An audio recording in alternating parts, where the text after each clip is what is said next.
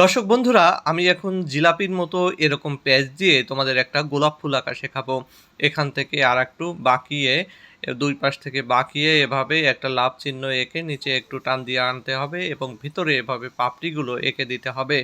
এরপরে ডাইনে এবং বামে এভাবে বাঁকিয়ে একটা কলকার মতো তৈরি করে সেখানে গোলাপ ফুল তৈরি করতে হবে। এভাবে নিচে দিয়ে দিতে হবে গোলাপের বৃত্তি এবং বোটা। এই স্টিকটা দিয়ে দেওয়ার পরে সেখানে কয়েকটা কাটা দিয়ে দিলে হয়ে গেল গোলাপ।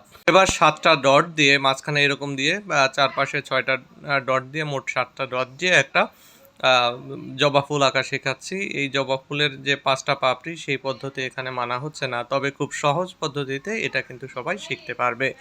জবা ফুল দেখো আঁকা প্রায় হয়ে গেছে। নিচে এরকম যে ওর কলকাটা সেটা দিয়ে একটা স্টিক এবং সেখানে পাতা দিয়ে দিলে হয়ে গেল জবা ফুল। তোমাদের এটি কেমন লাগলো অবশ্যই আমাকে কমেন্ট করে জানাবে। এরপরে আমি আঁকবো একটা ছাতা। এভাবে ৪টা ডট দিয়ে নিয়েছি এবং এর উপরে আরেকটা ডট দেব এবং সেখান থেকে নিচের দিকে লাইন টেনে টেনে একটা ছাতায় আমি এটাকে রূপান্তর করব।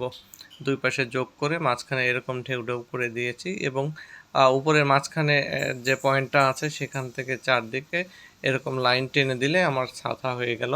এখন মাঝখানে এঁকে দিচ্ছি ছাতার বাট, মধ্যে দিয়ে হয়ে যাচ্ছে আমার ছাতা আঁকা।